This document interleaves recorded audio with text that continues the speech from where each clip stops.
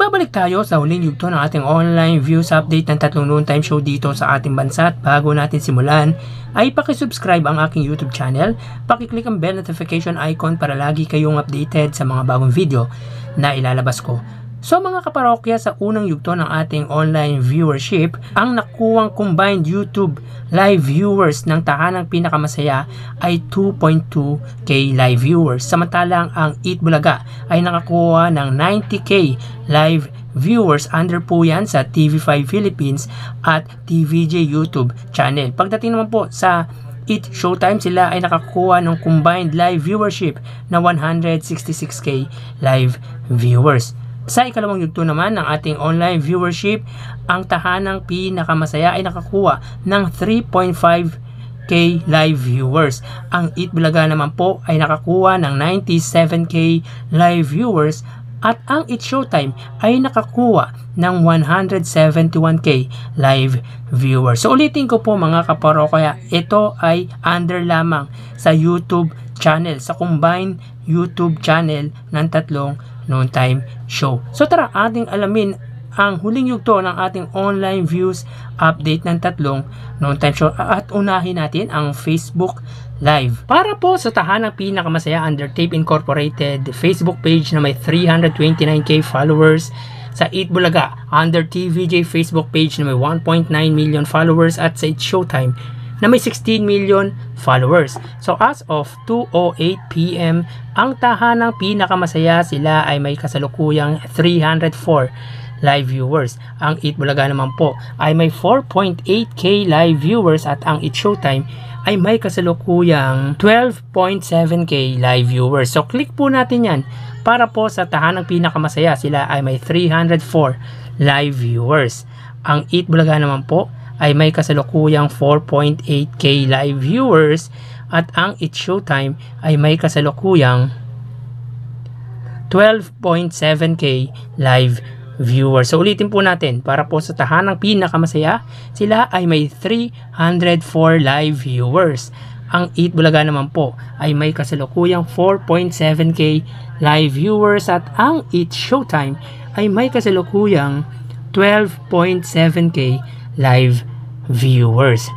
So dito po sa Facebook Live ng tatlong noon time show, ang nanguna ay ang Eat Showtime, pumangalawa ang Eat Bulaga at pumangatlo ang tahanang pinakamasaya. Mapunta naman po tayo sa YouTube channel ng tatlong noon time show at unahin natin yung TV station YouTube channel. Para po sa tahanang pinakamasaya, under GMA YouTube channel na may 34 million subscribers. Sa Eat Bulaga naman po, under po yan sa TV5 Philippines na may 1.64 million subscribers, at sa Eat Showtime under ABS-CBN Entertainment YouTube channel na may 4.6 million subscribers. As of 2:10 PM, ang tahanang pinakamasaya under GMA Network YouTube channel, sila ay may 7.7k live viewers.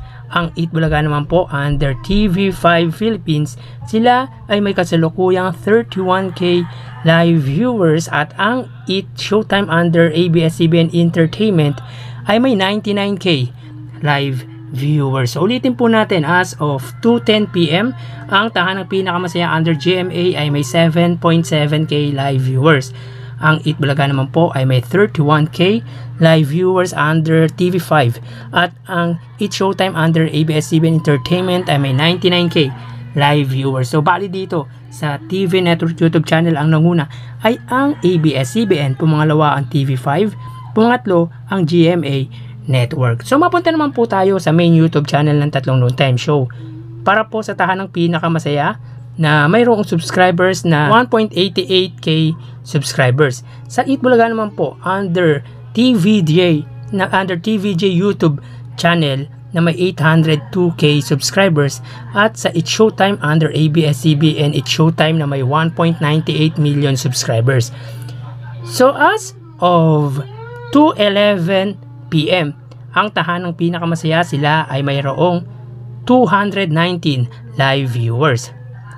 Ang Eat Bulaga naman po ay may 36k live viewers at ang Eat Showtime ay mayroong 60k live viewers. So ulitin po natin, as of 2:11 PM, ang tahanang pinakamasaya ay may 214 live viewers. Ang Eat Bulaga ay may 36k live viewers at ang It's Showtime ay mayroong 60k live viewers. So bali dito sa main YouTube channel ng tatlong noontime show, ang nanguna ay ang It's Showtime, pumangalawa ang Eat Bulaga at pumangatlo ang tahanang pinaka masaya. At ang total na nakuha ng tahanang pinaka masaya ay 7.9k live viewers. Combination na po yan ng GMA YouTube channel at tahanang pinaka masaya. Ganon din po sa Eat Bulaga at TV5. Sila ay nakakuha ng combined live viewership na 67k live viewers. Samantalang sa Eat Showtime at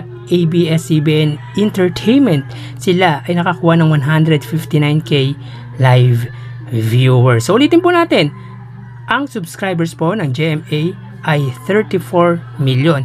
Ang Eat Bulaga naman po or ng TV5, combination ng Eat Bulaga at TV5 ay 2.4 million subscribers, at sa combination naman po ng ABS-CBN It's Showtime at ABS-CBN Entertainment ay 48.5 million subscribers. So, yun po ang lumalabas sa kanilang online viewership as of 2:13 PM. So, bukas po matutunghayan po natin ang panibagong yugto ng ating online views update ng tatlong noontime show. At magpapaalam na po ako. Thank you and God bless.